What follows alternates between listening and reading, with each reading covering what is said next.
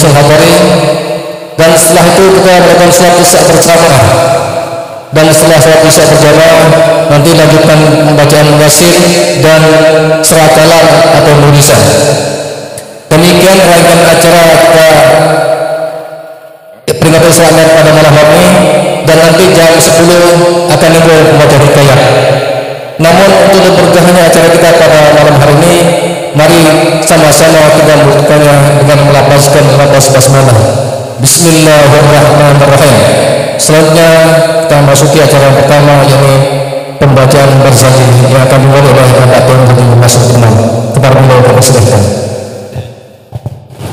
Ila hadratin Nabi Mustafa Muhammad sallallahu alaihi wasallam ala alihi wa sahbihi al-kiram. Lillahi lahumul Fatihah.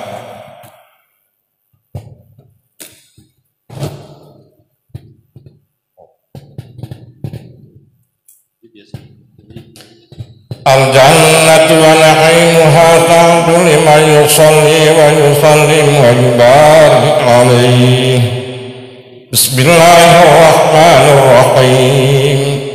Abtadi'ul imla'a bismi dzatil ghaliyah mustadirran faydal barakati ala ma analah wa awlah. Wa utanni bihamdin mawariduhu sa'iqatun haniyah mumtati'an minasyukril jamili matayah. Wa usalli wa usallim ala nuril mawsufi bittaqaddumi wal awwaliyah al-muntaqil fil ghuraril karimati wal jibah.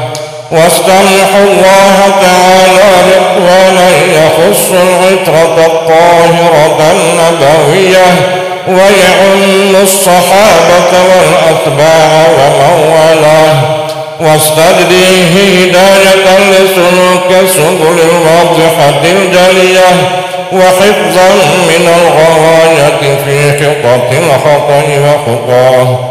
وأنشر من قصة المولد النبوي برودا حسانا عبقرية ناظما من النسب الشريف عقدا تحلى المسامع بحلاه.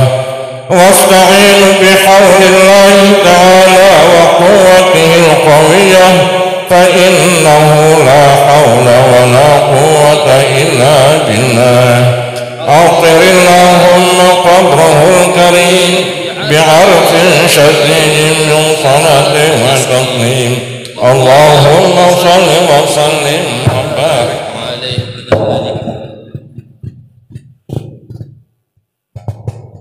بسم الله الرحمن الرحيم. اللهم صل وسلم وبارك على سيدنا وحبيبنا شفيعنا ودخلنا مصطفى مولانا محمد. وبعد فقول سيدنا محمد بن عبد الله ابن عبد المطلب واسمه شيبة الحمد حملت خصاله السمية ابن هاشم واسمه عمرو بن عبد مناف واسمه المغيرة الذي انتمى الارتقاء لعليا ابن قصي واسمه جميع سمي بقصي لتخاصي في بلاد قضاعة القصية إلى أن أعاده الله تعالى إلى الحرم المحترم بحماحمة ابن كناب واسمه حكيم بن مرة بن كعب بن لؤي بن غالب بن فهر واسمه قريش. وإليه تنسب البطون القرشية وما فوقه كناني كما جنح إليه الكثير وارتقى. ابن مالك بن النضر بن كنانة بن خزيمة بن مدركة بن إلياس وهو أول من أتى المدن إلى الرحاب الحرمية وسمع في صلبه النبي صلى الله عليه وسلم ذكر الله تعالى ولبى. ابن مضر بن نزار بن عبد معد بن عدنان وهذا سفر نظمت فرائده بناء السنة السنية ورفعه إلى الخليل إبراهيم أمسك عنه الشارع وأباه. وعدنان بلا ريب عند ذوي العلوم النسبية إلى الذبيح إسماعيل نسبته ومنتمى. فيعجبني من عقلي أن تألقت رواتب الذرية وكيف لا وسيم الأكرم صلى الله عليه وسلم وسقط المنتقى نسب تحسب العلا بعلا فالذتان يوم الجوزاء وحبذا عقد سودة وفخر أنت في يتيمة عصمى واكرمي من نسبة وأكرمي من نسب طهر الله تعالى من سفاح الجاهلية عقبة سيد العراق والده في مولد الولي وروى عظم الله كرامة لمحمد آباء الأمجاد صون الاسم طرق الصفاء فلم يصف معه من آدم وإلى أبي وأمه صلاة وسلام النبوة في أسانيد غرره مبين وبدر بدره في جبين جد عبد المطلب ابنه عبد الله عطر اللهم قمره الكريم اللهم صل وسلم وبارك عليه. ولما أراد الله تعالى إبراز حقيقتين محمدية وإظهاره جسما وروحا بصورته ومعناه نقله إلى مقره من صدقة آمنة الزهرية وخصح القريب المجيب بأن تكون أما لمصطفى ونودي في السماوات والأرض بحملها لأنواره الذاتية وصبا كل صب له بنصيب صبا وكسيت الأرض بعد طول جربها من النبات حولنا سندسية وإنعت الثمار ودن الشجر الجاني جناه ونطقت بحمله كل دابة لقريش ببصاع الألسن العربية وخرت الأسرة والأصنام على الوجوه والأفواه وتباشرت وحوش المشارق والمغارب وداب والبحرية واحتست العوالم من السرور كالسحمية وبشرت الجن بزلال زمنه وانتهكت الكهانة ورهبت الرهبانية ولهج بخبره كل خبر خبير وفي حلا حسنه تاب وأتيت أمه في المنام فقيل لها إنك قد حملت بسيد العالمين وخير البرية وسمي إذا ودعته محمدا لأنه ستحمد عقباه عطر اللهم قبره الكريم بعرف شديد من صلاة وتسليم اللهم صل وسلم وبارك عليه وعلى آله. ولما تم من حمله شهران على مهشور الأقوال المروية توفي بالمدينة المنورة أبوه عبد الله وكان قد اجتاز بأخواله بني عدي من الطائفة النجارية ومكث فيهم شهرا سقيما يعانون سقمه وشقواه فلما تم من حمله على الراجح 9 أشهر قمرية وآن للزمان أن ينجلي عنه صداه أظهر أمه ليلة مولده آسية ومريم في نسبة من الحظيرة القدسية وأخذها المخاض فولدته صلى الله عليه وسلم نورا يتلألأ سنا. Demikian hadirin muslimat jamaah rahimakumullah pembacaan berjanji oleh Bapak Tuan Guru kita dan juga beberapa ustaz kita. Selanjutnya kita masuki acara yang kedua, yakni hikmah singkat Isra dan Mi'raj yang akan dibawakan oleh Al-Ustaz Bapak Haji Husnul Hatari. Kepada beliau yang persilahkan.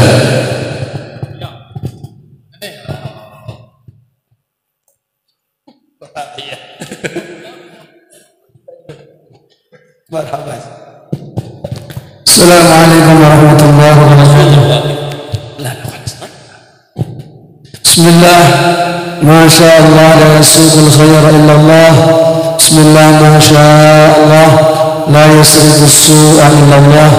Bismillah, masya Allah, ma bikum min ni'matin fa min Allah. Bismillah, masya Allah, la hawla wa la quwwata illa billah. Bismillah, alhamdulillah, wassalatu wassalamu ala rasulillah Sayyidina wa habibina Muhammad ibn Abdullah wa ala alihi wa sahbihi wa mawala. Subhanaka la ilma lana illa ma 'allamtana innaka antal alimul hakim. Allahumma hdina wa hdi bina wa yassir hudata lana waj'alna sababan liman ihtada. Akrimna warḍina warḍa 'anna wa anta akramul akramin wa anta arhamur rahimin. Sallallahu alaihi wasallam wa baraka ala nabiyyina wa habibina Muhammad wa ala alihi wa sahbihi أجمعين. وبعد قال الله تعالى في كتابه الكريم وهو أصدق القائلين أعوذ بالله من الشيطان الرجيم سبحان الذي أسرى بعبده ليلا من المسجد الحرام إلى المسجد الأقصى الذي باركنا حوله لنريه من آياتنا إنه هو السميع البصير. صدق الله العظيم وبلغ رسوله النبي الوفي الكريم ونحن على ذلك إن شاء الله من الشاهدين الآمنين.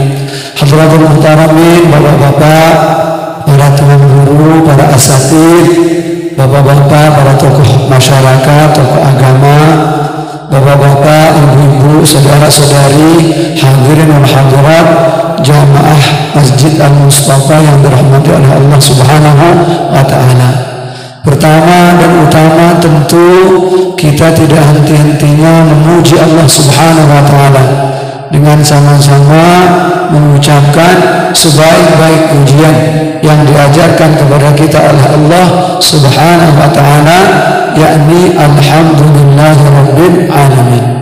Mudah-mudahan pujian ini menghantarkan kita untuk mendapatkan petunjuk dari Allah, taufik dari Allah, serta bimbingan dari Allah agar kita dilapangkan dada kita dan diringankan seluruh anggota tubuh kita untuk dapat mensyukuri nikmat Allah Subhanahu wa Ta'ala. Sehingga dengan kesyukuran itu kita dapat merubah setiap nikmat yang Allah anugerahkan kepada kita benar-benar menjadi rahmat bagi kita, menjadi berkah bagi kita, baik dalam kehidupan dunia maupun dalam kehidupan ukhrawi kita, insya Allah. Pada malam hari ini kesyukuran kita yang luar biasa adalah Allah Subhanahu wa Ta'ala dengan kudrat dan iradatnya mempertemukan kita di masjid kita yang mulia ini dalam rangkaian untuk memperingati Isra dan Mi'raj baginda kita Rasulullah sallallahu alaihi wasallam. Peristiwa Isra dan Mi'raj ini memperingati peristiwa Isra dan Mi'raj bagian dari kita mengamalkan firman Allah Subhanahu wa Ta'ala yang berbunyi wa dzakirhum bi ayyamillah inna fi dzalika laayat likulli sabarin syakur. Dan ingatkanlah mereka tentang hari-hari Allah. Ingatkanlah manusia itu tentang hari-hari Allah. Hari-hari Allah itu adalah hari-hari di mana Allah Subhanahu wa Ta'ala menunjukkan keagungannya, menunjukkan kebesarannya, menunjukkan kemahakuasaannya. Inna fi dzalika laayat likulli sabarin syakur. Sesungguhnya di dalam hari-hari Allah itu terdapat tanda-tanda, pelajaran-pelajaran yang dapat diambil oleh setiap orang yang benar-benar bersabar lagi bersyukur kepada Allah Subhanahu wa Ta'ala. Jadi peristiwa Isra dan Mi'raj ini sejatinya kita memperingati tentang hari-hari di antara hari-hari Allah Subhanahu wa Ta'ala. Hari-hari Allah itu banyak, di antaranya hari Asyura, hari di mana Allah Subhanahu wa Ta'ala menyelamatkan Nabi Musa, hari kemudian banyak sekali. Hari pertama kali turun Al-Quran, yakni nuzulul Quran.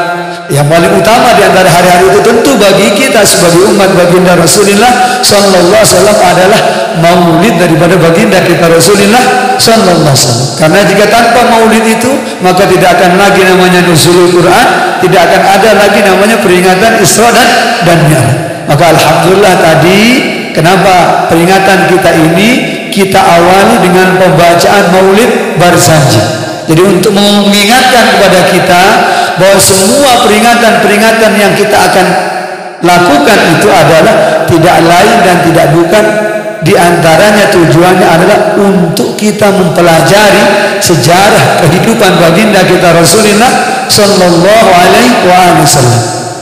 Cerita tentang orang-orang saleh itu menurut Al-Imam Abu Hanifah radhiyallahu anhu wa rahimahullah taala, beliau mengatakan al-hikayat anis salihin wa mahasinihim ahabbu ilayya min kathiril fiqh li'anna fihim adabul qawl wa syahidu dhalika qawluhu ta'ala, kata beliau, wa syahidu dhalika qawluhu ta'ala ulaika alladhina hadallah fabihudahu muqtadi. Apa maknanya? Maknanya adalah bahwa cerita tentang orang-orang soleh itu, kata Imam Abu Hanifah, dan kebaikan-kebaikan mereka jauh lebih saya senangi dibanding mendalami banyak masalah fikih. Apa sebab? Karena dalam cerita orang-orang soleh itu terdapat adabul qaum. Apa itu adabul qaum? Yakni budaya satu kaum. Jadi budaya itu di atas akhlak satu kaum. Akhlak yang sudah menjadi darah daging seseorang, maka didapat budaya. Dalam riwayat yang lain, seorang ulama dikatakan di situ, dinukil oleh Syekh Zakaria Al-Ansari dalam kitab Az-Zubdah Syarah Al-Burdah ini, mengatakan beliau, hikayatus salihin jundun min junudillah yusabbitu bihi qulubu awliyah. Cerita tentang orang-orang saleh itu merupakan tentara di antara tentara-tentara Allah, yang dengan cerita-cerita itu Allah subhanahu wa ta'ala meneguhkan keyakinan para wali, keyakinan yang ada dalam hati para wali. Wa syahidu dzalik, dalil daripada itu adalah qauluhu ta'ala, firman Allah subhanahu wa ta'ala, kullan naqussu 'alaika min anba'ir rusul ma yuthabbitu bihi fu'adak. Demikianlah kami ceritakan kepada engkau wahai Muhammad dari cerita-cerita para rasul. Apa tujuannya? Untuk meneguhkan keyakinan yang ada di dalam hatimu. Maka menceritakan tentang orang saleh atau salah satu episode kehidupan orang saleh bagian daripada itu. Dan baginda kita Rasulullah sallallahu alaihi wasallam adalah imamus salihin wa qudwatus salihin, pemimpinnya orang saleh, teladan dari seluruh orang saleh. Maka begitu juga dengan peristiwa Isra dan Mi'raj ini. Tapi tentu pada saat ini kita tidak akan menceritakan peristiwa Isra dan Mi'raj itu secara sarmat, secara urut. Apa sebab? Karena nanti insya Allah kalau bapak-bapak, ibu-ibu ingin mendengarkan kisah itu, dapat nanti hadir di masjid ini atau memasang telinganya mendengarkan apa nih? Pembacaan hikayat tentang Isra dan Mi'raj. Tapi ya saya ini ada usul ini. Mudah-mudahan di suatu saat nanti anak-anak muda kita membaca hikayat itu dengan langgam yang baru. Jadi dengan apa namanya? Cara membaca yang baru. Karena ada ini apa namanya? Kita dengar dari beberapa orang masukan itu, kalau kita dengar pembacaan Iqra itu hikayat itu kayaknya mirip-mirip dengan tetangga sebelah katanya. Langgamnya maksudnya itu nada bacanya itu mirip-mirip. Jadi maksud saya biar anak-anak muda kita dapat mengambil pelajaran yang lebih utuh daripada itu, penting juga ini bagi orang-orang yang senang membaca hikayat itu mencari lagu yang baru, bahasa yang baru, tetap dengan hikayat tersebut tapi dengan bahasa yang baru, agar cerita itu betul-betul apa namanya meresap di hati para anak-anak kita. Insya Allah. Mudah-mudahan nanti kita punya Tuan Guru ini, Tuan Guru Mahmud Anwar, Mahfud Amin Umum, bisa membuatkan mereka menukil bahasa itu dengan bahasa yang baru. Agar apa namanya? Nanti ketika dibaca seperti orang membaca maulid tadi, kan enak itu dengarnya. Jadi gaya membacanya seperti membaca maulid, itu kan enak. Ini masukan yang pertama. Mudah-mudahan di tahun-tahun yang depan apa namanya bisa kita amalkan insya Allah. Agar apa namanya ya, agar kita bisa terus mengikuti perubahan. Seperti orang-orang ulama salafus saleh kita berkata, umat Islam ini salah satu di antara moto kehidupan mereka adalah al-muhafazatu 'alal qadim as-salih wal akhdhu bil jadid al-aslah. menjaga nilai-nilai dan tradisi-tradisi lama yang baik, tetapi memperbaharuinya dengan sesuatu yang lebih baik yang dapat dimaknai dan juga diamalkan oleh generasi setelahnya, insya Allah. Dan itu bagian hikmah pertama dari peristiwa Isra Mi'raj pada malam hari. Yang kedua, tentu dalam setiap peristiwa, kata para ulama, pasti peristiwa itu ada sebabnya. Yang kedua, peristiwa itu sendiri, dan yang ketiga, hasil dari peristiwa itu. Peristiwa Isra dan Mi'raj ini sebagaimana disepakati oleh seluruh para ulama adalah sekali seumur hidup dalam seluruh sejarah peradaban umat manusia. Peristiwa itu tidak pernah terjadi sebelumnya. Maka dikatakanlah kemudian setelah Al-Quran, peristiwa Isra dan Mi'raj itu adalah mukjizat terbesar dari baginda kita Rasulullah Sallallahu Alaihi Wasallam, yang mana tidak akan ada lagi makhluk Allah yang dapat melakukan itu.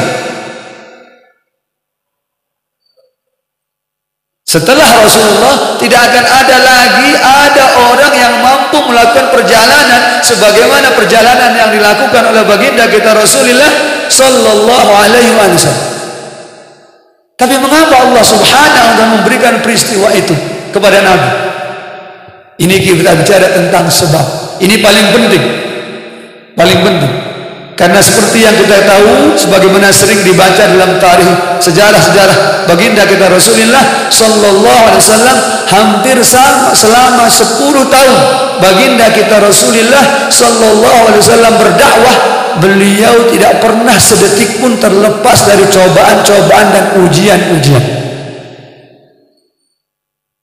Ini untuk memberitahukan kepada setiap orang dari kita bahwa Allah Subhanahu wa Ta'ala tidak akan membiarkan kita untuk menyatakan beriman saja tanpa menguji keimanan kita. Di dalam Al-Quran Allah Subhanahu wa Ta'ala berfirman, Alif Lam Mim, awal surat Al-Ankabut, ahasiban nas ayyatraku ayyaqulu amanna wa hum la yuftanun. Apakah manusia itu mengira Allah akan membiarkannya untuk berkata saya beriman kepada Allah, kemudian Allah tidak akan mengujinya? Tidak. Allah pasti akan menguji setiap orang yang beriman. Dan ujian itu menunjukkan tentang kualitas keimanan seseorang. Semakin besar ujian, semakin besar pula keimanan seseorang di hadapan Allah Subhanahu wa Ta'ala. Begitu juga dengan baginda kita Rasulullah Sallallahu Alaihi Wasallam. Jadi mulai beliau diangkat menjadi nabi sampai dengan 10 tahun, beliau tidak pernah terlepas daripada ujian-ujian. Baik ujian yang menimpa diri beliau, ujian yang menimpa keluarga beliau, dan yang paling berat adalah ujian yang menimpa pengikut-pengikut beliau. Sampai suatu saat itu saking beratnya ujian, karena pada waktu itu umat Islam itu ada yang dibunuh, dalam arti kata seperti diantaranya keluarganya, ibu dan bapak daripada sahabat Ammar bin Yasir bin Abdullah, itu adalah korban pertama kan pada waktu itu. Jadi sehingga pada waktu itu sahabat-sahabat yang lain mendatangi baginda kita Rasulullah SAW pada waktu beliau berada di Hijr Ismail. Dalam satu riwayat, Rasulullah, mata Nasrullah, katanya, Rasul kapan datang pertolongan Allah ini? Saking beratnya. Kita ini alhamdulillah belum menerima ujian begitu. Mereka dikucilkan, kemudian dipotong semua jalur-jalur komunikasi, dipotong jalur untuk hidup dipotong, semua dipotong. Sehingga mereka itu perlu mengadu kepada Nabi Rasulullah, mata Nasrullah, kapan datang pertolongan Allah? Rasul Sallallahu Alaihi Wasallam bagaimana menjawab? Beliau menjawab dengan tenang. Beliau bercerita, dahulu orang-orang sebelum kalian juga diuji, bahkan lebih berat dari kalian. Di antara mereka ada yang kepalanya itu digergaji, dibelah dua. Ada yang dimasukkan ke dalam api, tetapi tidak satu orang pun mereka kemudian meninggalkan agamanya. Mereka justru dengan ujian itu semakin kuat kepada Allah Subhanahu wa Ta'ala. Keimanan dan keyakinan itu dialami oleh. Mendengar itu sahabat langsung reda, kuat lagi. hingga datanglah di tahun ke-10. Sebagaimana pendapat yang paling masyhur, datanglah di tahun ke-10 Bi'tsah, setelah baginda kita Rasulullah sallallahu alaihi wasallam diangkat menjadi nabi. Disitulah wafat pertama kali paman beliau Abu Thalib, orang yang selama ini selalu melindungi dan membentengi perjuangan beliau, yang gara-gara Abu Thalib tidak ada seorang pun orang Quraisy yang berani untuk menyentuh beliau, dalam arti menyakiti fisik beliau. Tapi di tahun itu Rasulullah harus kehilangan beliau. Itu sesuatu yang juga menyedihkan buat baginda Rasulullah sallallahu alaihi wasallam. Kemudian selang beberapa bulan, dalam beberapa riwayat ada yang berkata kurang dari 3 bulan, ada yang berkata lebih dari 3 bulan, tetapi kaul yang paling masyhur 3 bulan. 3 bulan setelah Abu Thalib wafat pula istri beliau, Khadijah binti Khuwailid radhiyallahu anha, sebaik-baik wanita penghuni surga. Maka wajar kalau namanya Pak Habibie dulu, saya pernah mendengar Pak Habibie itu sambil berkaca-kaca bercerita, apa katanya? Tidak ada laki-laki besar, laki-laki yang hebat kecuali di sampingnya berdiri wanita yang hebat. Rasulullah juga mengalami itu. Bahkan ini buat bapak-bapak ini yang ingin menikah lebih dari 2 katanya, yang ingin mengambil sunnah Nabi itu, yang ta'addud ini. Rasulullah ketika bersama Khadijah tidak pernah memberi tentang ta'addud. Dan kalau kita lihat periode kehidupan Nabi, Rasulullah jauh lebih lama hidup bersama Khadijah dalam keadaan satu saja istrinya dibanding setelahnya. Rasulullah diangkat menjadi Nabi usia 40, sementara beliau menikah di usia 25, berarti 15 tahun setelah menikah. Setelah itu ditambah lagi dengan 10 tahun setelah beliau menjadi Nabi, baru Khadijah wafat, berarti 25 tahun setelah baginda kita Rasulullah sallallahu alaihi wasallam umur beliau. Jadi 25 tahun berumah tangga dengan Khadijah, itu gak pernah mendua itu. Jadi kalau yang ingin mendua, ini kalau sudah 25 tahun boleh. Ini jadi ini Pak Gurdi ini ketawa saja. Yang ketawa rumah-rumahnya ada niat ini. Insya Allah. Ini satu. Tetapi lebih daripada itu, kita kembali ke cerita itu biar agak kira waktu kita sedikit ya. Rasulullah SAW kehilangan Khadijah. Kehilangan Khadijah itu betul-betul juga pukulan berat baginda Nabi. Tetapi yang paling berat dari baginda Nabi adalah dengan wafatnya Khadijah dan juga Abu Thalib, gerak Rasulullah untuk berdakwah di Makkah itu menjadi semakin sulit. Beliau betul-betul tidak bisa lagi untuk berdakwah karena orang-orang sudah lebih berani kepada baginda Rasulullah sallallahu alaihi wasallam. Yang paling membuat beliau sedih itu adalah ini, bahwa beliau tidak bisa berdakwah. Jadi kesedihan beliau, kenapa tahun itu dibilang Amul Huzn, bukan semata karena beliau kehilangan Abu Thalib dan Khadijah, tetapi lebih daripada itu, kesedihan yang tinggi bagi beliau itu adalah puncak kesedihan adalah karena beliau tidak bisa berdakwah lagi di Makkah dengan begitu leluasa sebagaimana sebelum Abu Thalib wafat dan Khadijah wafat. Sehingga pada tahun ke-10 itu berangkatlah beliau keluar menuju Taif untuk berdakwah, berharap orang-orang Taif mau menerima dakwah beliau. Ini awal cerita ini. Tapi apa yang terjadi?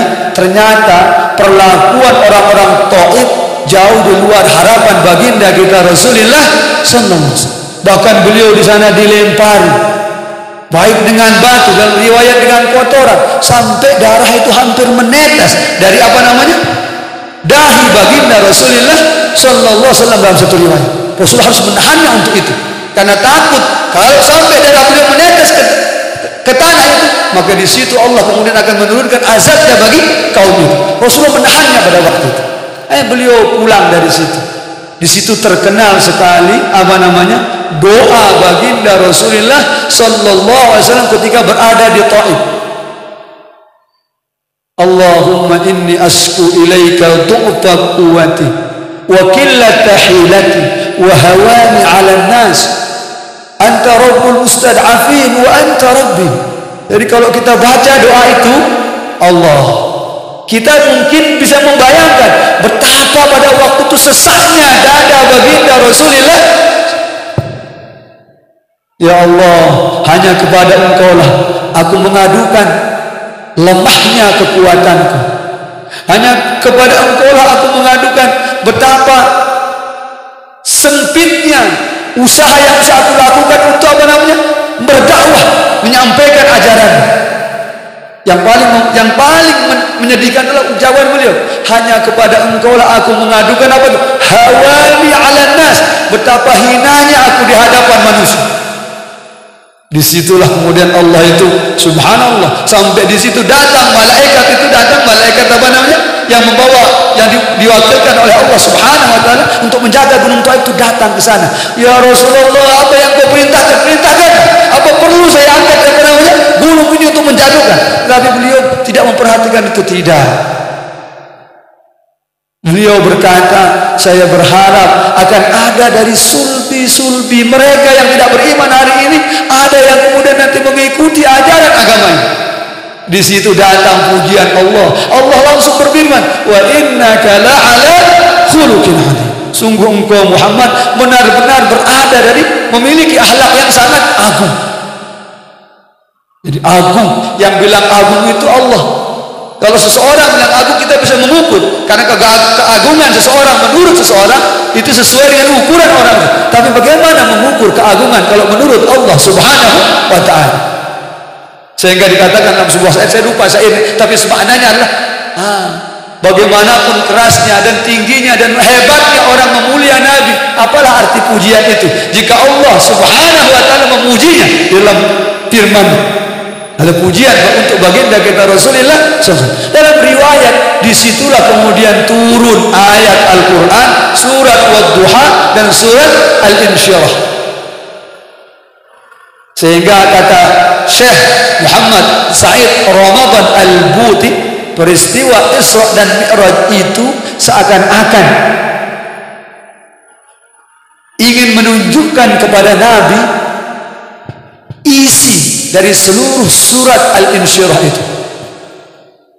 Allah bertutur, alam nashrah laka sadrak, wahai Muhammad, bukankah selama ini kami selalu melapangkan dadamu?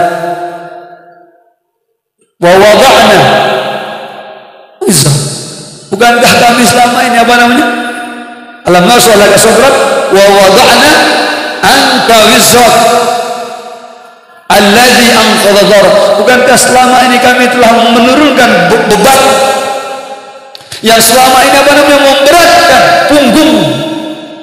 Wa rafa'na laka dzikrak, dan kami tinggikan sebutan namamu. Inna ma'al usri yusra, inna ma'al usri yusra. Begitu Rasulullah menerima ayat itu, beliau kembali ke Makkah dalam wajah yang berbeda, dengan semangat yang lebih tinggi lagi. Dalam riwayat, beberapa hari setelah itu Rasul kemudian sallallahu alaihi wasallam mengalami peristiwa Isra dan Mi'raj itu. Jadi peristiwa Isra dan Mi'raj itu adalah mukjizat baginda Rasulullah pada waktu itu untuk menguatkan beliau kepada apa namanya orang-orang kafir pada waktu itu. Rasulullah tidak ditinggalkan oleh Allah, apalagi dibenci, tidak. Ma wadda'aka rabbuka wa ma qala, tidak. Rasulullah tidak pernah ditinggalkan. Dan ini juga berlaku kepada orang-orang yang mendakwah, yang mengajak orang kepada kebenaran, mewarisi dari Rasulullah SAW. Orang yang berdakwah itu pasti ada yang senang, pasti ada yang tidak suka. Kalau anda tidak disukai orang, bersabarlah. Apa sebab? Inna ma'al usri yusra. Setiap ada kesulitan, maka kesulitan itu adalah awal dari semua kemudahan. Maka gara-gara kesulitan yang berluar biasa itu, disitulah kemudian terbuka bagi Nabi apa namanya, pintu kemudahan yang sangat luar biasa. Beliau melaksanakan itu. Peristiwa Isra mukjizat bagi kita sendiri adalah cerita inspiratif. Bagi kita umatnya, peristiwa Isra adalah harus kita jadikan sebagai apa? Pedoman dalam hidup kita. Karena apa? Dalam peristiwa dan Isra Mi'raj itu orang belajar tentang ilmu pengetahuan yang sangat luar biasa.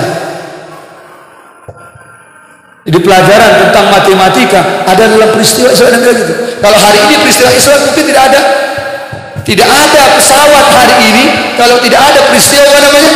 Isra dan Mi'raj. Tidak ada Apollo hari ini kalau tidak ada peristiwa Isra dan Mi'raj. Pencapaian itu akan seperti itu. Ala kulli hal, itulah yang terjadi. Rasul kemudian diperjalankan dari Masjidil Haram dalam satu riwayat yang lain dari rumah beliau di tempat bibinya Ummu Hani, di situ beliau diberangkatkan. Tapi sebelum berangkat, beliau terlebih dahulu apa namanya? Dibelah dadanya, dibersihkan dadanya.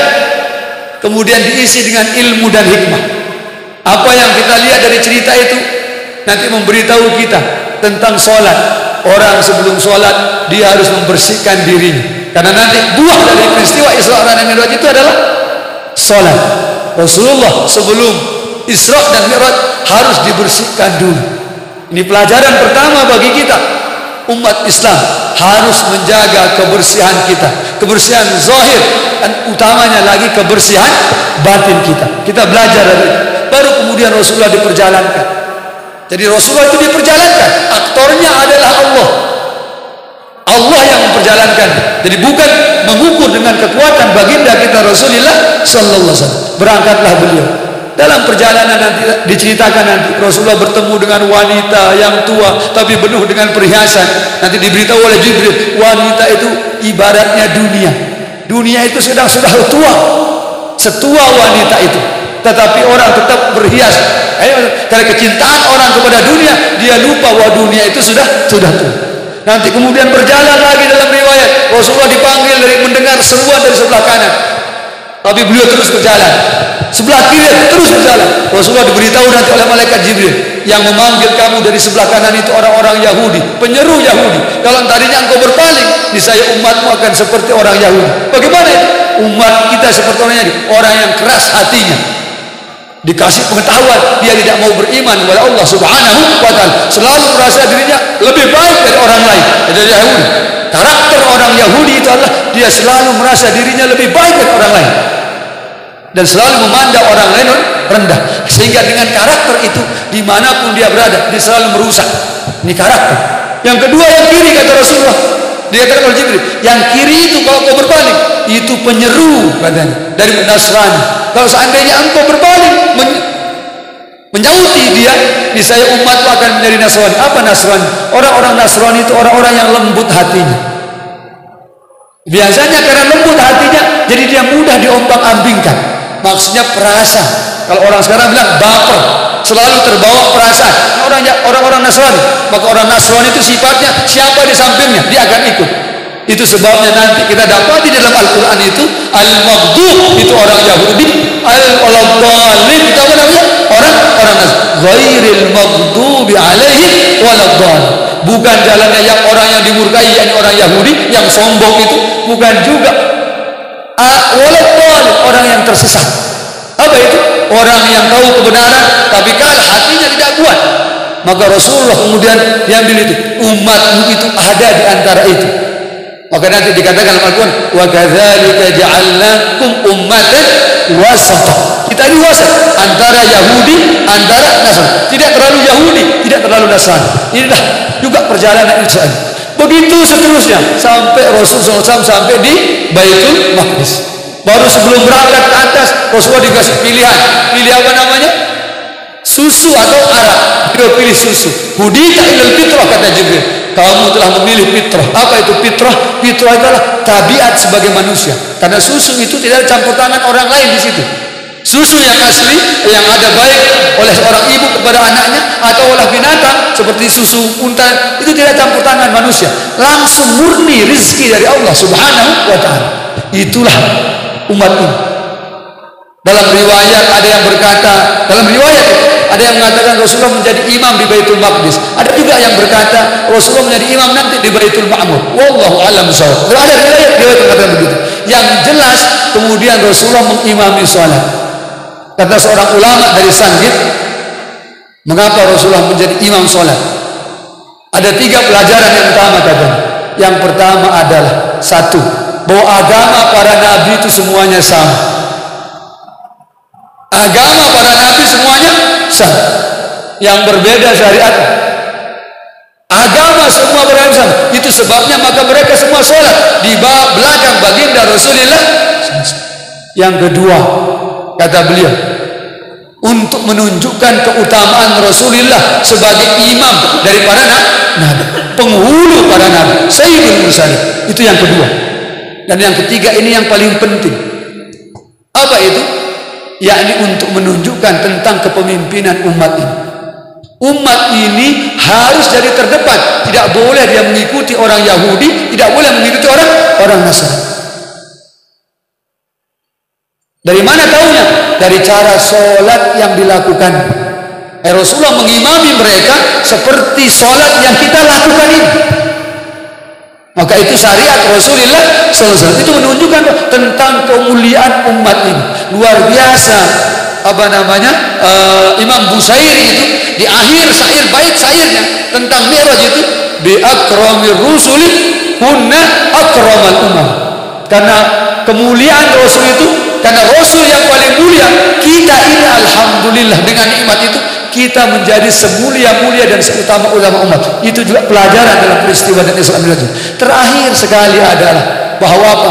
Kemudian dari Baitul Maqdis Rasulullah naik tangga, ini namanya Mi'raj. Naik tangga. Jadi bukan pakai burak, naik tangga menuju ke atas. Di situ dilihat. Di langit pertama bertemu dengan Nabi Adam, di langit kedua bertemu dengan Nabi Isa dan Nabi Yahya, di langit ketiga bertemu dengan Nabi Yusuf, di langit keempat bertemu dengan Nabi Idris, langit kelima bertemu Nabi Harun, langit keenam bertemu Nabi Musa, di langit ketujuh bertemu Nabi Ibrahim.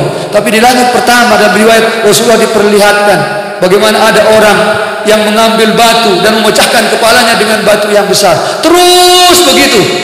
Siapa itu katanya? Itu orang-orang yang biasa mengakhirkan sholatnya. Itulah balasan bagi orang-orang yang biasa mengakhirkan sholatnya. Allah subhanahu menumpuk kepalanya. Yang kita bayangkan itu adalah kalau itu hukuman bagi orang yang mengakhirkan sholatnya. Kira-kira bagaimana hukuman bagi orang yang tidak sholat? Ini yang suka mengakhirkan sholat. Mana anak-anak muda? Anak-anak gimana? Ini Pak Kaling harus dia menjadi contoh agar anak-anak mudanya jangan karena kalau sholat bagus, sholat yang lain. Tapi Pak Kaling jarang juga di masjid sama kayak saya beliau. Alhamdulillah dia ngurus umat, tapi alhamdulillah kalau saya tidak ada yang diurus. Kalau dia ini jangan. Tapi sewaktu-waktu ini Kaling harus menjadi contoh. Ini untuk sering-sering datang ke masjid. Iya, ini Pak Kaling ya, itu contoh. Itu contoh. Nah, ini. Itu diantaranya. Ala kulli hal, inilah cerita yang bisa kita. Tetapi yang paling utama daripada itu adalah tentang peristiwa sholat itu. Mudah-mudahan kalau sholat kita baik, semua amal kita akan baik. Apa artinya itu? Wahai orang-orang yang sekarang ini mengalami kesulitan hidup, atau hatinya sedang gelisah, atau ingin meraih sesuatu. Jika anda ingin meraih sesuatu, mulailah memperbaiki sholat. Maka seorang guru kami ketika dia mengartikan Allahumma aslih lana dinana alladhi huwa ismatu amrina wa aslih lana dunyana wa aslih lana akhiratana, kata beliau yang dimaksud dengan din itu adalah as-salat. Ya Allah, perbaikilah salat kami. Karena kalau salat orang itu sudah baik, insya Allah kehidupan dunianya akan baik. Jadi kalau kehidupan dunia kita kurang baik, itu berarti ada yang kurang dengan sholat kita. Berhati-hatilah. Kalau sudah dunia tidak baik, akhirat pasti buruk. Jadi awalilah itu. Mudah-mudahan ini yang bisa kita sampaikan. Mudah-mudahan ada manfaatnya. Semoga dengan peristiwa Isra dan Mi'raj ini, kita yang belum rajin berjamaah, mudah-mudahan termasuk saya pribadi ini, agar sering bisa datang ke masjid lagi insyaallah. Mudah-mudahan yang sering mengakhirkan sholatnya dengan peristiwa Isra dan Mi'raj ini mulai sedikit-sedikit memperbaiki agar disiplin dengan waktu sholatnya. Yang tidak sholat, yang bolong-bolong sholatnya, dengan peristiwa Isra dan Mi'raj ini bersegera bertaubatan nasuha dan mengganti sholat-sholat yang ditinggalkannya. Dan yang terakhir, mudah-mudahan dengan baiknya sholat kita ini dengan bagusnya kita menggunakan bulan Rajab ini, nanti kita bertemu dengan bulan Ramadan dalam keadaan yang siap, sempurna Islam kita, sempurna iman kita, sehingga kita dapat betul-betul merasa begitu dekat dengan Allah Subhanahu wa taala. Hadani wa iyyakum wa ma taufiqi illa billah alaihi tawakkaltu wa ilaihi unib. Subhanakallahumma bihamdik asyhadu an la ilaha illa anta astaghfiruka wa atubu ilaik. Walhamdulillahirabbil alamin. Assalamualaikum warahmatullahi wabarakatuh.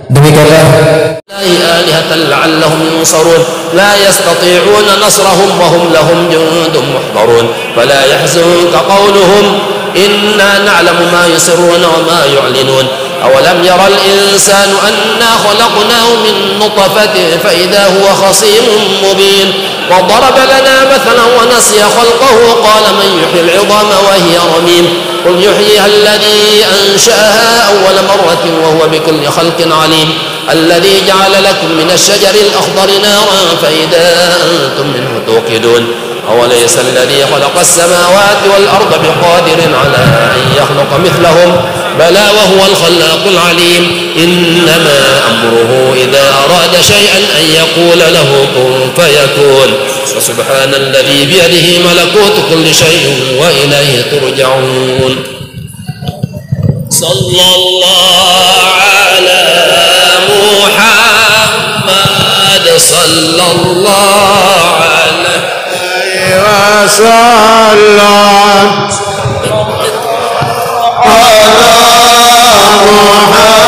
محمد صلى الله عليه وسلم أشرف القدر علينا coba si Indonesia mau rekan deh.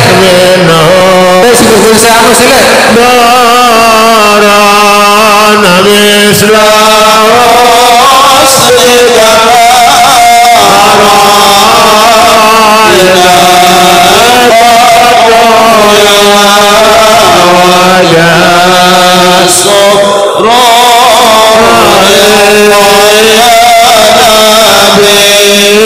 salam alaika ya Rasul salam alaika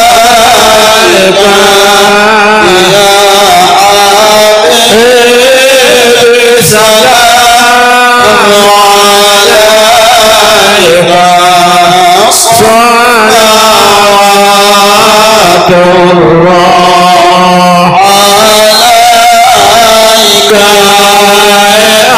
anta syamsun anta badrun anta nurul fawaid anta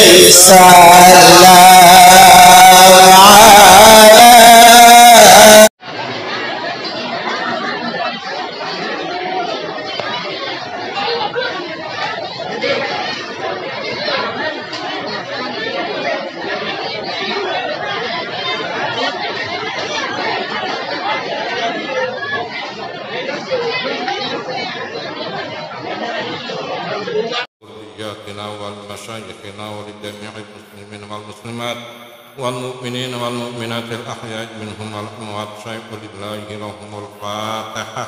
بسم الله الرحمن الرحيم الحمد لله رب العالمين الرحمن الرحيم مالك يوم الدين إياك نعبد نستعين اهدنا الصراط المستقيم صراط الذين أنعمت عليهم غير المغضوب عليهم ولا الضالين.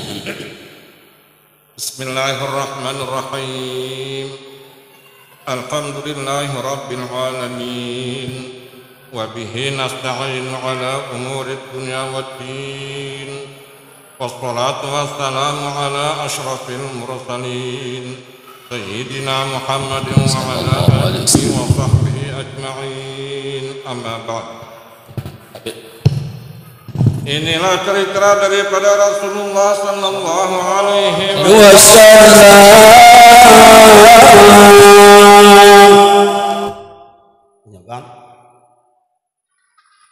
Nate bareng siaran baca bismillah berselawat kepada Allah Rasulullah dan mulai cerita kisah Isra Mi'raj malam niki dengan bismillahirrahmanirrahim.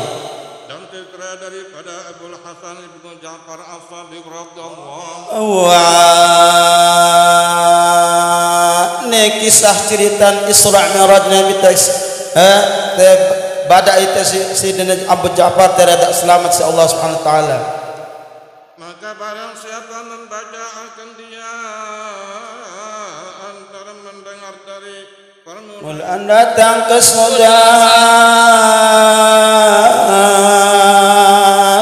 naling hadis niki sesi siaran baca ya jadian dengarang nyimak ya kisah Mi'raj niki akan penembik sampai penutup.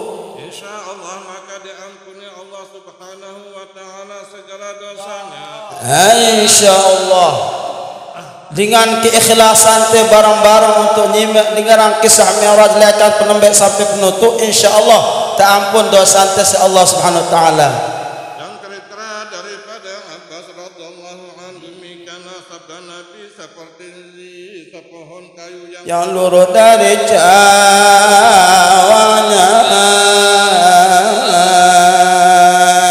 marak niki keterangan Malik di sadar Rasul ngono engko na tampun dosane tambine marak nolon kayu sepurut gedang akan lolone. Demikianlah luruh dosanya daripada tubuhnya dan dianugerahi Allah Subhanahu wa taala. Insyaallah ngono engko na ampun dosa ante ina pican di sira Allah taala tiba itu beriman ampun Isra Mi'raj Nabi niki. Maka barang siapa syak akan cerita Mi'rajku ini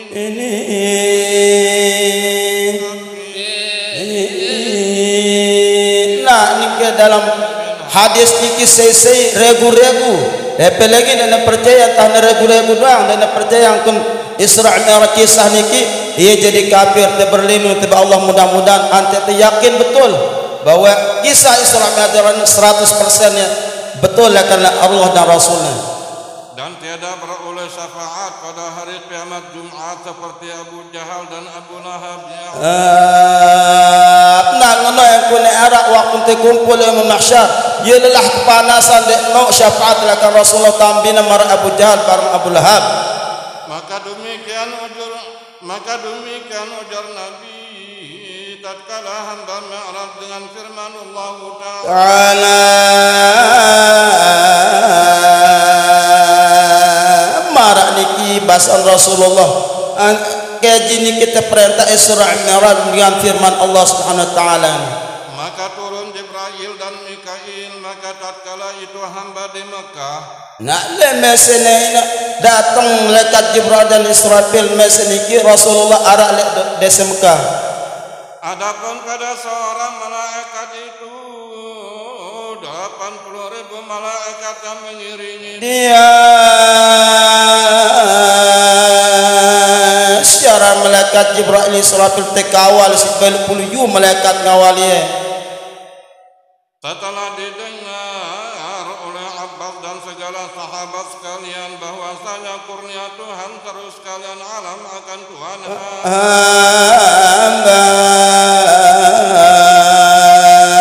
suasana piring yang si sahabat sini Abbas dan yang sekalian sahabat ini mulai limpah pican di sida Allah Ta'ala Rasul tu pelungguh deh.